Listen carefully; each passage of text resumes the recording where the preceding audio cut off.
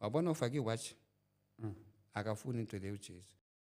Understand the 2,000 years of experience passed down, recorded, of how demons work.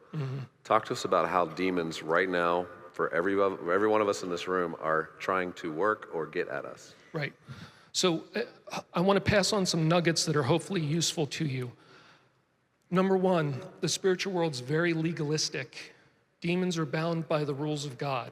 They have to operate within those rules. Their normal activity is temptation. They're allowed to do that to us our entire lives. That's what they're allowed to do. God has them all on a leash, and he lets the leash go enough to let them tempt us because that's what makes us spiritually stronger. It's through being challenged and struggling that we gain spiritual strength.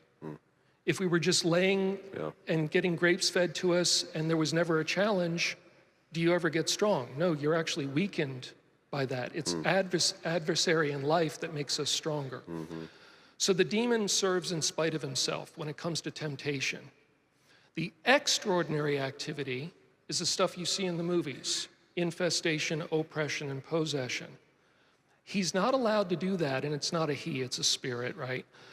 The demon's not allowed to do those things unless we invite him into our lives to do those things.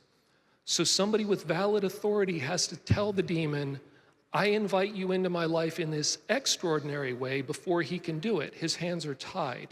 That's either you, if it's your body, you, if it's your child that's not of the age of reason, you have the authority to baptize them. You also have the authority to curse them because you just have parental authority.